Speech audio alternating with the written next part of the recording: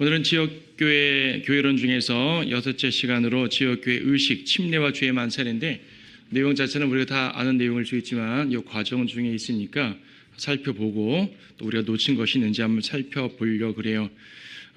우리의 신앙은 의식적 신앙이 아닙니다. 말씀 중심 신앙이지 의식 중심 신앙은 아니에요.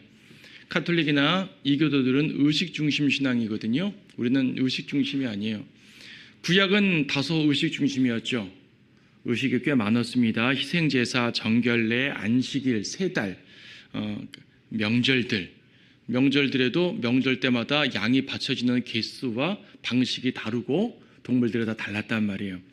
상당히 정교하게 드려야 됐었어요. 그리고 그런 의식들은 전부 다 나름대로 의미가 있어가지고 함부로 바꾸면 안 됐죠. 신약시대에는 의식을 다 폐지하셨어요. 특히 정결례와 관련된 거는 다 폐지가 됐죠.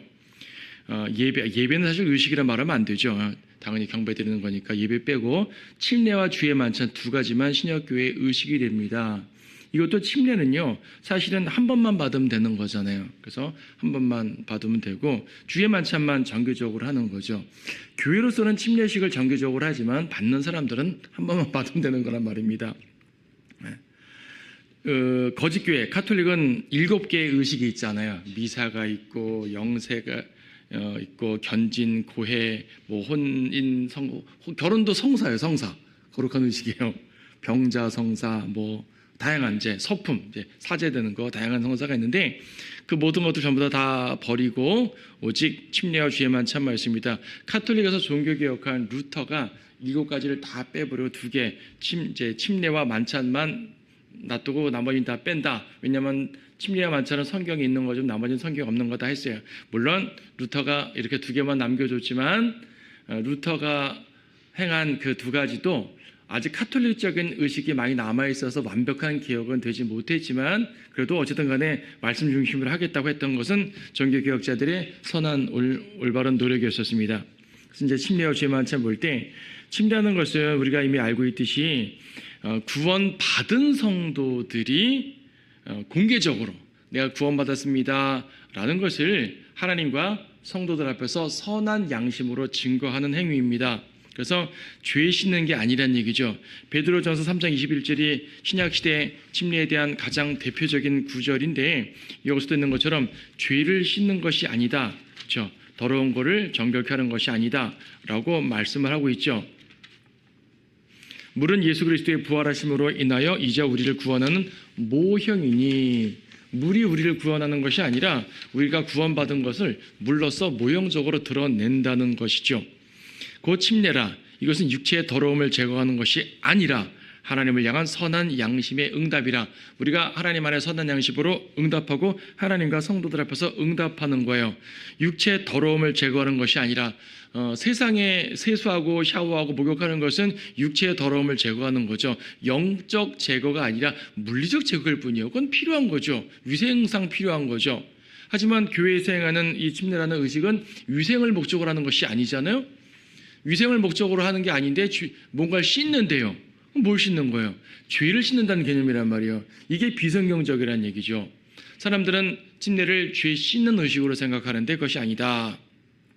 그래서 우리말로 세례라는 말을 쓸 때 물을 뿌리는 행위가 세례가 아니에요. 이거는 잘못 연결을 시킨 거고 세례라는 말 자체는 씻는다는 개념이란 말이에요. 죄를 씻는다는 개념.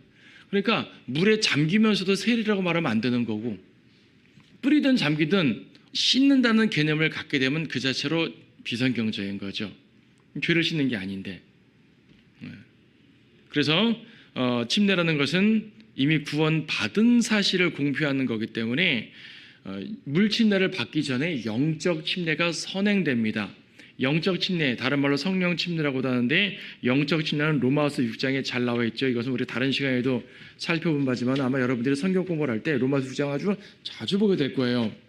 영적 싸움에 대한 기본 신앙에 대한 것도 보게 되겠지만 교리적으로도 매우 중요한 거죠. 3절 예수 그리스도 안으로 침례받은 우리가 물 안으로 침례받은 것이 아니라 그리스도 안으로 침례받았다 그래요. 그리스도 안, in Christ라는 말은요 에베소서에서 매우 많이 강조됩니다. 10번 이상 강조가 되는데 그리스도 안에 있어야 안으로 들어가 구원받는 것이고, 그리스도 안에 있어야지 영적인 복을 누리는 것이고, 그리스도 안에 있어야지 하여튼 하나님의 자녀로서의 모습이 되는 거죠. 그리스도 밖에 있으면 구원받기 전에 우리는 그리스도 밖에 있었다는 얘기죠. 구원받으면서 그리스도 안에 들어감으로써 하나님의 택하심의 범주에 들어오기도 하는 것이고, 온갖 영적 복을 누릴 수 있게 되는 것입니다. 그래서 에베소서에서 보는 그리스도 안 인 크라이스트, 이건 별도로 따로 설교를 하겠지만 그와 연관된 개념이에요. 그래서 그리스도 안으로 침례받았다는 말은 절대로 물침례가 아니에요. 수많은 교회들에서 똑같이 로마서 6장 3절을 읽으면서 물침례를 받을 때 그리스도 안으로 들어간다고 이해를 해요. 우리는 분명히 그리스도 안으로 침례라는 말을 보게 되면 이건 물침례가 아니라 구원받을 때 그리스도의 몸 안으로 들어가는 거네 라고 이해를 하잖아요. 이거 올바른 해석이잖아요. 근데 그들은 물침례를 받을 때에 그리스도 안으로 들어간다고 생각하는 거예요. 상당한 커다란 오해죠. 그러니까 장로교의 기본 공식적인 교리는 세례받아야 구원받는 건 아니에요. 구원받은 사람이 세례받는 거 자기들도 공식적으로 그렇게 말해요. 하지만 현실적으로 수많은 설교들을 하면서 로마서 6장을 강의하는 사람들을 보게 되면 세례받을 때 그 사람들 이제 개혁성의 세례로 돼 있으니까 세례받을 때 그리스도 안으로 들어간다는 식으로 이해를 하는 거예요. 그러니까 자기들 내에서 교리가 혼동되는 거죠. 실제로 그렇게 가르치는 교파도 있고 그리스도의 교회라는 교파는 물침례를 받아야지 구원이 완성된다는 식으로 실제로 가르쳐요. 이단적인 교리가 되는 거죠. 이건 분명히 그리스도 안으로 들어가는 거란 말입니다. 침례라는 단어 자체가 밥티조, 푹 잠긴다는 것을 말한다 그랬잖아요. 물 안으로 들어가면 물침례인 것이고 잠기는 거니까. 그리스도 안으로 들어가면 그리스도 침례인 것이고. 그래서 그리스도 안으로 침례받았다. 4절은 우리가 죽음 안으로 침례를 받아 그와 함께 장사되었으니, 예수님의 몸 안으로 들어갔기 때문에 예수님의 죽으심과 묻히심과 부활하심이 내 것이 된 거죠. 나는 그분과 함께 십자가에 죽지 않았어요. 근데 예수님을 영접하고 그분의 몸 안으로 들어간 즉시 그분의 죽음과 부활이 내 경험이 되는 거예요. 나는 2000년 전에 존재하지 않았잖아요. 근데 믿은 즉시 그분의 몸 안으로 들어가니까 그분의 몸의 경험이 내게 되는 거죠. 그래서 그분의 안으로 들어가서 죽음과 부활을 경험한다고 설명합니다. 이게 이미 구원받을 때 일어난 영적 침례죠. 물침례는 무엇이냐? 이 사실을 사람들 앞에서 공포하는 거예요. 그렇기 때문에 내가 물에 잠길 때 난 이와 같이 주님과 함께 죽었다는 사실을 기억하고, 일어날 때 이와 같이 주님과 함께 부활했다는 사실을 기억하고 인식하고 공포하는 거죠. 이제 침례하시는 분들이 가끔 말을 좀 실수할 때가 있어요. 누구누구 형제님은 이제 그리스도와 함께 죽고 묻히고 부활합니다. 이렇게 말하면 안 되는 거죠. 누구누구 형제님은 그리스도와 함께 죽고 묻히고 부활했음을 지금 공포합니다. 이렇게 하면 말이 됐는데, 지금 누구누구 형제님은 죽고 부활합니다 하면 안 되는 거잖아요. 이미 그건 과거 일어난 거잖아요. 이제 단순한 말 실수일 수 있지만은 그런 건 매우 중요한 겁니다. 이미 우리는 죽고 부활함이 일어난 상태인 거예요. 침례받은 것은 그것을 공포하는 것이죠. 말로만 해도 되지만 주님께서 명령하셨으니까 침례라는 행위를 통해서 공포하는 거죠. 그래서 잠겨야지 이것이 예표가 딱 맞는 거죠. 뿌리면은 주님과 함께 죽고 묻히고 부활함의 예표가 설명될 수 없잖아요. 죽었고 일어났고 잠겼다는 이런 표현을 하려면 이제 이 물침례, 잠기는 침례하는 것이 맞습니다. 그 요단강까지는 안 가도 되는 거죠. 침례탕에 하고 목욕탕에 하고 어디서도 관계없지만 성도들이 보는 데서, 그렇죠? 성도들 앞에서 하는 것이 맞아요. 뭐 초기의 교회 시대에는 성도들도 주변에 없고 다양한 상황이었으니까 그냥 있는 대로 침례받고, 사도 바울이 아나니아에게 갔을 때 침례를 받을 때 주변에 누가 있었는지 모르잖아요. 혼자 있을 수도 있고. 그렇지만은 교회가 잘 이제 공식적으로 잘 갖춰져 있게 되면은 성도들 앞에서, 꼭 교회 예배 시간이 아니라도 좋지만은 이건 하나님과 성도들 앞에서 간증하는 행위이기 때문에 성도들이 있는 데서 하는 것이 맞아요. 몰래 침례하면 별로 큰 의미가 없습니다. 물론 박해받는 시대에는 몰래 받기도 했었어요. 그때도요 1대1로 받는 것이 아니라 그런 관련된 사람들이 모여서 했죠. 몰래는 몰래지만 우리끼리 몰래가 되는 거죠. 과거 제7멸교도들의 시대에, 또 이제 공산주의 소련 시대에 저 시베리아 벌판에서 얼음 끼고 들어서 했대잖아요. 물에 들어갔대잖아요. 정말로 얼마나 대단한 신앙이에요. 그렇게 이 죽음을 각오하고 그러니까 이것은 우리가 소홀히 지나갈 수는 없죠. 침례를 받아야 구원받는 건 아니고 침례를 안 받아도 여러분 구원받고 주님만의 기본 신앙생활을 할 수 있겠지만 이렇게 중요한 예식이라는 것을 알고 우리가 기억하는 거죠. 여기 계신 분들은 다 침례 받으신 걸로 알지만은 그렇게 합니다. 그래서 침례의 방법은 설명드렸고요. 침례 받는 이유는 뭐 영적으로 이유를 설명하려면 금방 로마서 5, 6장을 통해 말씀하신 그 이유로 받는 거지만 직접적인 이유는 주님의 명령이니까 받는 거죠. 마태복음 28장에 있는 소위 말하는 지상명령 말이에요. 주님께서 승천하시면서 주신 그 지상명령은 복음을 전파하고 침례까지 가는 게 지상명령이에요. 사실은 그렇잖아요. 19절, 28장 19절. 그러므로 너희는 가서 모든 민족들을 가르치란 말은 복음 전하는 말이니까 아버지와 아들과 성령의 이름으로 침례를 주며 침례까지 가는 거죠. 그래서 이것은 개인에 대한 명령이라기보다는 교회에 대한 명령을 받아들인 것이에요. 여러분이 개인적으로 누구라도 복음 전할 수 있지만 여러분이 당신 구령한 다음에 당신 구원받으시고 침례 받으시오 직접 다 침례 주진 않잖아요. 그렇진 않잖아요. 그래서 이것은 교회의 명령으로 주어지는 겁니다. 교회에서 꼭 뭐 예배당이 아니라 다른 모임도 좋지만 어쨌든 교회에서 하는 것이 가장 적절한 것으로 보여지는 것이죠. 그래서 주의 지상 명령은 침례까지도 가는 거기 때문에 주의 명령이므로 침례는 순종하는 거. 그래서 침례 받는다라고 표현해도 되지만 보통 침례 교회들에서는 침례에 순종한다는 표현을 써요. 침례 순종한다. 그래서 이제 그렇죠. 침례에 순종, 구원받고 침례받는 것이 교회의 공식적으로 가장 기본적으로 행해야 되는 순종이다 보니까 교회의 직분자들이라든지 교회에서 어떤 사역을 할 때 침례까지 받아야지 사역을 하게 되는 그렇게 많은 교회들에서 그러한 규칙을 세워놓죠. 성경에 꼭 그래야 된다라는 말은 없지만은 이게 중요한 명령이니까 구원받고 바로 행해야 되는 명령도 수행하지 않아서 다른 어떤 명령을 수행할 수 있겠습니까? 그래서 침례까지 받아야지 교회의 사역을 하고 직분자 사역을 하게 되는 이런 식으로 이제 일반 교회들에서 행하고 있는 거예요. 딱 직접 교회는 아니지만은 그렇게 설명이 될 수가 있는 거죠. 침례의 시기, 구원받은 이후 가장 빨리 받는 게 좋습니다. 침례 받을 수 있는 환경이 아직 안 돼서 못 받을 수는 있지만 받는 환경이 됐는데 거부하면 안 된다는 것이죠. 그래서 침례를 받을 수 있는 가장 빠른 시기에 침례를 받습니다. 에티오피아 내시는 구원 받자마자 저기 물 있습니다. 나 침례 주시오 그랬잖아요. 바로 침례 받았단 말이에요.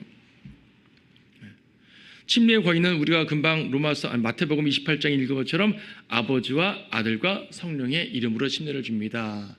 근데 금방 읽었던 마태복음에서는 모든 민족들, nations, 민족들을 가르치고 침례를 주라 그랬잖아요.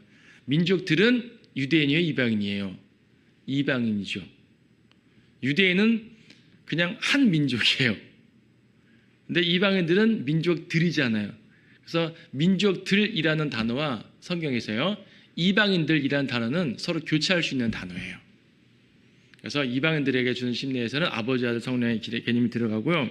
사도행전 8장이나 19장 등에 보게 되면 주 예수의 이름으로 침례받은 장면들이 나옵니다. 이건 유대인의 침례예요. 유대인들은 예수님의 이름으로 침례를 받게 되어 있어요.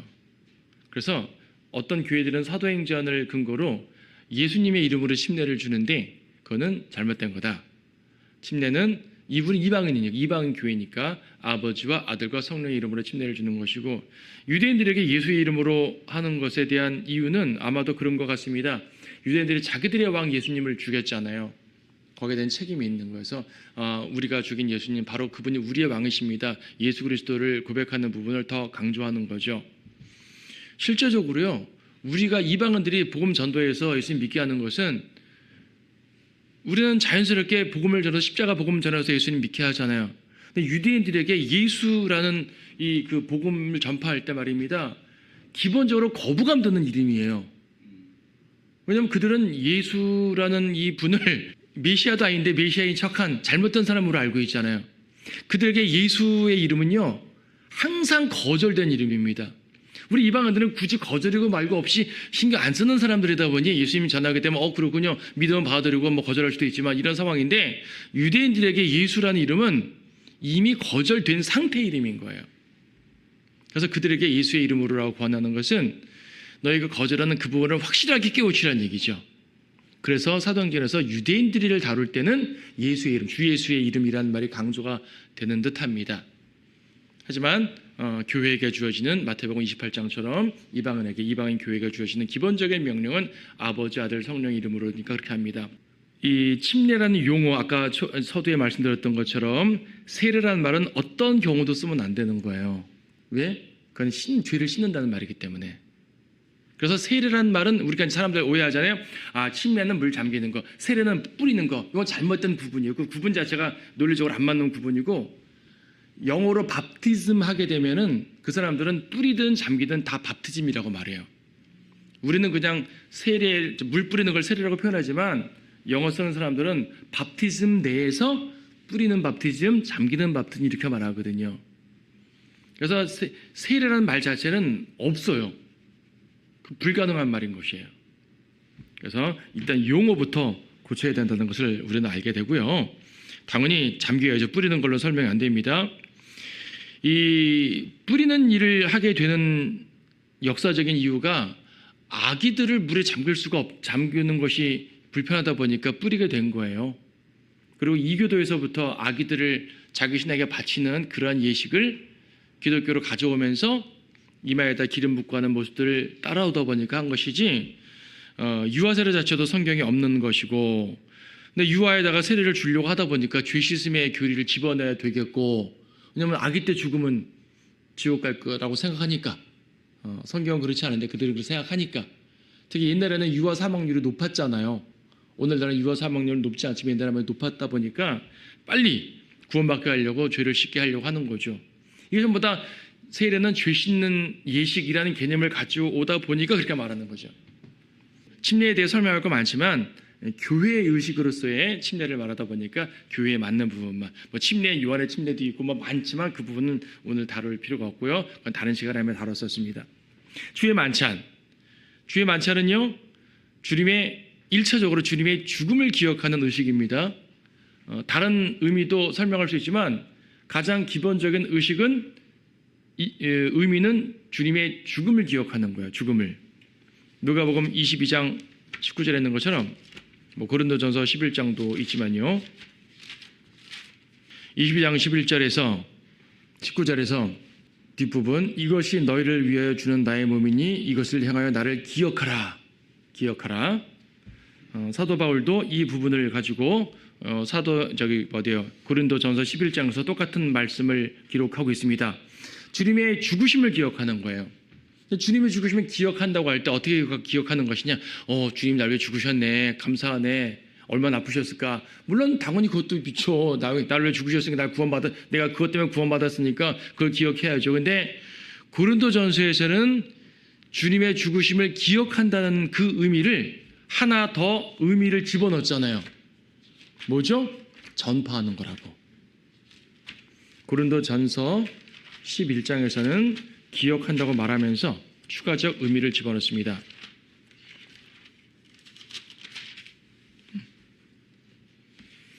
26절, 너희가 이 빵을 먹고 이 잔을 마실 때마다 주의 죽으심을 그분이 오실 때까지 선포하는 것이라. 주님이 이 세상 죄인들을 위해서 죽으셨다. 그래서 전도하는 거, 복음 전하는 거 아니겠습니까? 거리 설교를 하든 개인 구령을 하든 결과적으로 그 말을 하는 거란 말입니다. 꼭 복음 전할 때 아니라 내가 성도들 간에 간증을 한다든지 이 사실을 기억하는 모든 면에 있어서 맞아요. 주님이 날 위해 죽으셨습니다. 이 사실을 선포하고 기억하고 간증하고 전하고. 그렇죠. 무슨 말이냐면요. 내 생에 닿을 때까지 예수 그리스도의 죽으심을 항상 내 안에 담고 살라는 얘기예요. 이걸 내 안에 담고 살아야지 그 말이 튀어나올 거 아니겠어요. 여러분 마음에 가득한 말을 하게 됩니다. 마음에 돈이 가득하면 제일 먼저 튀어나오는 말이 돈이에요. 그렇죠? 마음에 악한 마음이 가득 차면은, 미움이 가득 차 있으면요, 제일 먼저 튀어나오는 말이 욕설이라든지 남을 비난하는 말 나올 수밖에 없어요. 마음에 그리스도의 죽음이 가득 차 있게 되면은 어떤 형태든지 간에 그 말이 나오게 되어 있는 거죠. 말이 아니라 행동으로도 나오게 되어 있는 것이고요. 그래서 죽을 때까지예요. 물론 주님 오실 때까지죠. 근데 우리 생애에 주님이 오시면 당연히 주님 오실 때까지, 그때까지가 우리의 말할 수 있는 마지막 기회니까. 근데 주님이 우리 생애 중에 오시지 않고 우리가 죽게 되면 우리에겐 죽을 때까지가 되는 거죠. 내가 숨을 쉬고 있는 모든 날 동안, 내 육체를 입고 있는 모든 날 동안 주님의 죽으심을 기억하고 감사하고 찬양하면서 전하라. 이것이 주의 만찬의 의미예요. 그러니까 앞에 교회에 모여서 그냥 이렇게 빵 먹고 포도 주스 마시고 이걸로만 끝나면 안 된다는 얘기죠. 그럴 때마다 맞아, 그렇구나, 내가 해야지. 이러한 헌신들이 함께 나와야지 주의 만찬을 제대로 하는 겁니다. 고린도전서 11장에서는 주의 죽음에 대한 언급을 강조했지만 제가 다른 시간도 자주 말했어요. 수많은 교회들에서는 그것만 말하는데 저는 고린도전서 10장을 무시하면 안 된다고 봐요. 주의 만찬의 중요한 모습 중 하나가 10장에서 우리 모두가 한 빵이다. 한 빵이다. 10장도 주의 만찬과 연관돼서 말이에요. 주의 만찬을 교리적으로 말하는 건 11장이지만 10장에서는 이방 제사의 음식을 먹는 문제를 다루면서 우리는 그리스도의 식탁을 참여하는 자들이다 하면서 표현되는 말이 뭐냐면 10장 17절에서 이는 우리 많은 사람이 한 빵이요 한 몸이기 때문이며 우리가 모두 그 한 빵에 참여하기 때문이다. 우리는 한 몸이에요. 그리스도의 몸으로서도 한 몸이지만 우리 성도들이 한 몸, 같은 지체란 말입니다. 그래서 주의 만찬할 때 그리스도의 죽으심을 기억하는 것이 가장 중요한 목적이지만 이 빵처럼 우리도 한 빵인데 한 빵이 나눠져 있구나. 우리 한 빵이다 라는 사실도 기억해야 돼요. 침례교회들에서는 옛날 제침례교도들은 이 부분을 매우 강조했었어요. 우리는 주님의 죽으심에 더해서 우리가 한 빵이라는 것을 또한 강조합니다. 자, 거기 이제 네 가지 학설을 주의 만찬에 대한 이론을 말하는데 기념살, 우리가 침례교도들이 믿는 바입니다. 이게 성경적 진리죠. 빵과 포도주는 상징일 뿐입니다. 그리스도의 죽으심을 기념하고 기억하는 겁니다. 빵은 빵이에요. 주의 만찬을 행한다고 빵이 갑자기 거룩해져가지고 주님의 몸이 되는 게 아니죠. 빵은 빵이에요. 포도주는 포도주일 뿐이에요. 이걸 기념살이라고 그러고 이제 침례교도들의 정상적인 성경적인 입장이고요. 개신교회들도 이제 외형적으로는 이것을 주장합니다. 화채설은 카톨릭의 교리죠. 카톨릭은 화채설, 변한다. 몸으로 변한다는 얘기예요. 원래는 빵인데 신부가 축사하는 즉시 얘는 더 이상 빵이 아니고 그리스도의 몸이라는 얘기예요. 몸으로 변했다 이거죠. 그것은 비성경적인 것이고 이단적인 학설입니다.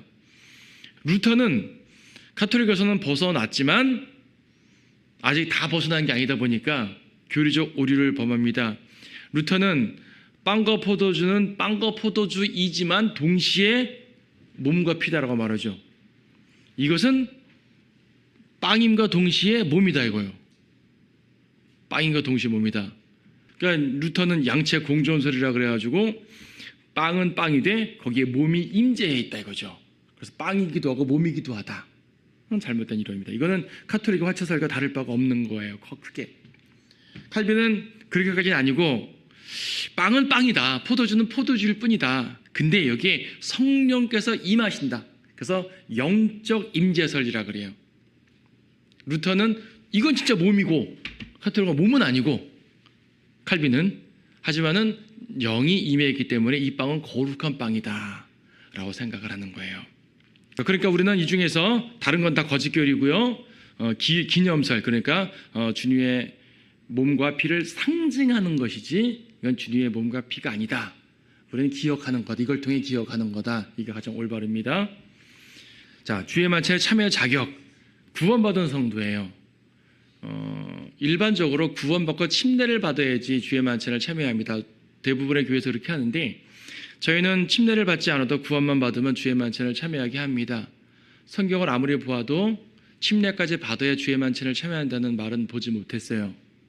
그리고 내가 의도적으로 침례를 거부하면 그 사람 문제가 있죠. 정말 구원받지 않은데 저러는 거 아니야? 의심할 수가 있어요. 이분은 구원받았다고 말하지만 침례 받으라 그러니까 이상하게 자꾸 빼고 교회를 안 나오고 이럴 수가 있거든요. 뭔가 의심 갈 수가 있어요. 전혀 없지 않아요. 물론 사정이 있어 못 받을 수도 있지만 그런데 그런 것이 아니라 정말로 아직 교회에서 침례를 받지 못했거나 그 침례 받는 기간에 내가 그때마다 빠지게 됐다든지 어떻게 해서 못 받게 아직 침례를 아직 못 받았을 뿐이에요. 이런 사람은 구원받은 게 맞는데 침례 안 받았다는 이유만으로 그리스도의 몸이 아닌 게 아니잖아요. 우리는 모두 그리스도의 몸이고 한 빵이고 그분의 몸을 죽으심을 기억할 자격이 있는데 단지 침례 받을 기회가 없어서 침례를 못 받았다고 해서 주의 만찬을 참여하지 못하는 것은 비성경제라고 판단을 합니다. 그래서 우리 교회에서는 본인이 구원의 확신이 있으면 침례를 받으러 주의 만찬에 참여하도록 합니다. 주의 만찬에 사용되는 빵과 포도주는 빵은 누룩 없는 빵이어야 돼요. 물론 예식이니까 이렇게까지 지킬 필요가 있습니까? 라고 물게 되면 뭐 그렇게 생각할 수도 있겠죠. 하지만 이왕 예식이다 보니까 예식에 맞게 행하는 건 옳죠. 그래서 이 빵이 6월절 만찬에서 비롯된 거잖아요. 우리가 주의 만찬 빵 먹을 때 6월절 기억하는 건 아닙니다만은 예수님이 주의 만찬을 행하셨을 때 제자들과 그 소위 말하는 최후의 만찬을 행하셨을 때 그건 6월절 만찬을 하면서 행하셨단 말이에요. 6월절 만찬에서는 누룩 없는 빵이 사용되죠. 그리고 예수님 스스로도 누룩 없으신 분이잖아요. 그분 자신이 누룩 없으신 분이기 때문에 또 누룩이란 것은 죄, 거짓교리 같은 악한 것을 상징합니다. 그래서 주의 만찬의 빵은요, 누룩 없는 빵. 우리가 막 100% 완전한 순수한 밀가루를 쓸 수는 없어요. 현대 밀가루 공정이라는 것이 직접 그 유기농을 내가 길러가지고 할 수 있는 것도 아니고 그렇게까지 까다롭게 할 필요 없어요. 적어도 누룩 넣고 이스트 넣고 발효시키고 이런 빵은 하지 말자는 얘기죠. 그래서 이제 우리가 할 수 있는 한 최선을 다하는 겁니다. 포도주도 마찬가지죠. 새 포도주라 그러잖아요. 그냥 성경에서 포도주라니까 맛있는 뭐 술 취하는 것보다 카톨릭에서는 발효된 포도주 가지고 하죠. 아예 공장에서 미사용 포도주라고 생산을 해요. 아예 카톨릭은 조직이 크니까 그렇게 만듭니다. 근데 우리는 그것이 아니라 또 어떤 교회들에서는 포도주를 직접 담그다 보니까 뭐 이렇게 발효가 되기도 하고 하잖아요. 그러느니 발효되지 않은 순수한 포도 주스를 사는 거예요. 그래서 발효만 되지 않으면 그것도 역시 100% 딱 맞출 수가 없으니까 발효되지 않은 것만으로 준비해도 되는데 요즘에는 보니까 좋은 착즙 주스가 많더라고요. 나름대로 100% 착즙했다고 하니까 뭐 믿어야죠 뭐. 그래서 우리는 착즙 주스 갖고 하게 되면 큰 문제가 없다.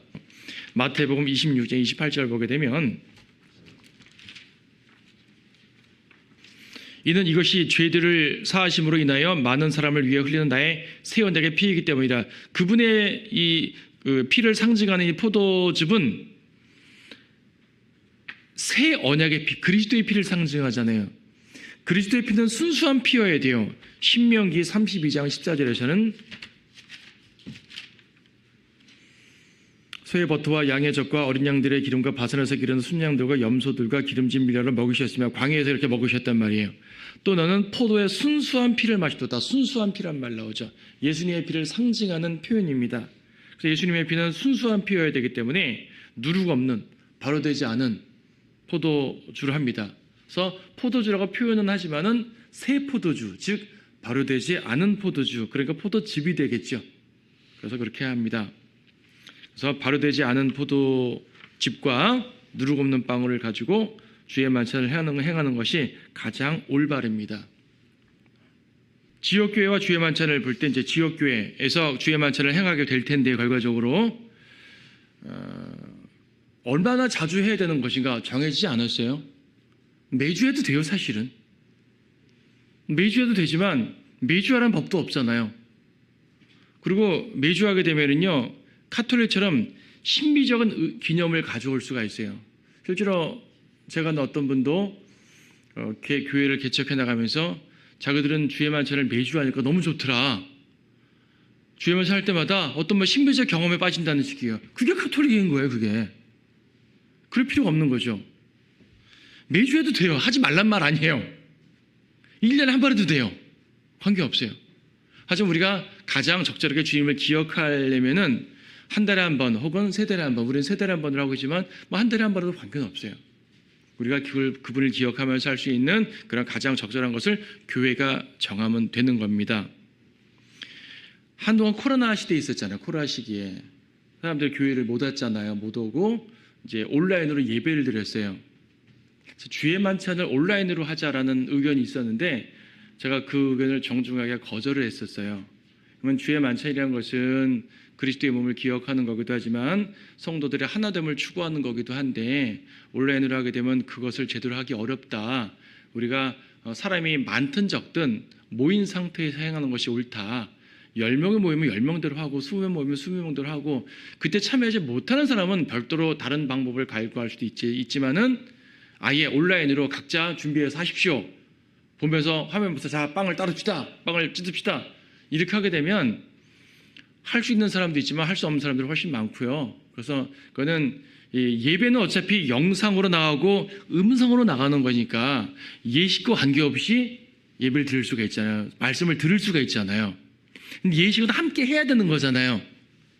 그래서 저는 이것은 그 교회에 나와서 하는 것이 옳습니다. 온라인으로 저는 안 합니다. 라고 이제 선을 걷은 기억이 납니다. 교리적인 상황은 아니지만은 그것이 실용적으로 오히려 더 맞다고 생각을 하는 거죠. 자, 그래서 이제 지역교육 할 수 있고 만약에 교회에 참여하지 못하는 성도들이 뭐 미국에 있다든지 이럴 수 있잖아요. 그분들은 아예 못 하잖아요. 아예 와서 할 수 있는 경우가 없으니까. 이제 어떤 가정은 자체적으로 주의 만찬을 준비를 했대요. 그러니까 미국에 사는 분들은 미국엔 유대인 사회가 있다 보니까 유월절 빵을 팔아요. 맛자라 그래가지고 그런 걸 팔아요. 누룩 없는 빵들을. 그래서 이제 준비해서 우리가 할 때 같이 했다는데 뭐 할 수도 있어요. 하면 안 되는 거 아니에요. 그러나 우리가 교회에서 하는 주의 만찬은 교회 이름으로 할 수 있는 상황에 맞춰서 하는 거다. 그래서 가장 중요한 건 그리스도의 몸을 기억하는 거고 우리가 한 빵임을 기억하는 거고 이 부분이 중요하다는 걸 알 수 있습니다. 그래서 이제 주의 만찬을 행할 때마다 주님의 죽으심을 기억하되 어떤 신비적인 생각을 할 필요가 없고 어떤 무슨 뭐 신비적 의식이 아니니까 예수님의 어떤 육체적 고통에만 집중할 필요도 없고 그것도 필요는 하죠. 하지만 너무 거기에 집중할 필요도 없고요. 그래서 오히려 주님을 기억하되 나를 구속하신 구속을 기억하는 거예요. 날 구원하신 역사, 피 흘리고 찢기셔서 그리고 예수님의 몸이 찢기셨으니까 이제는 내가 그분의 몸이니까 내가 그분의 일을 해야겠다. 이런 헌신이라든지 자기 성찰 이런 것들이 일어나고 또 죄를 고백하고 주의 만찬 행하라 그랬잖아요. 죄를 간직한 채로 주의 만찬 행하면 안 된다고 고린도전서에서 말씀하고 있잖아요. 그러니까 자기 성찰한다든지 자백하고 이런 것들이요. 성도의 교제를 더 힘세게 했다는 그런 간증들과 다짐들 이런 것들이 나와야 되는 거예요. 그래서 주의 만찬은 단순한 의식이기도 하지만 의식을 뛰어넘어 성도의 교제까지 연결되는 개념입니다. 오해하지 말 것은 주의 만찬으로 의식으로 나누는 것과 그냥 우리 성도들이 음식을 서로 나눠 먹는 거였잖아요. 그것을 동일시하면 안 됩니다. 그것도 매우 중요하지만 그건 다르죠. 이처럼 주의 만찬은 매우 중요한 의미를 띱니다. 그런 걸 기억해서 우리가 또 행하는 것을 잘 지켜 행합시다.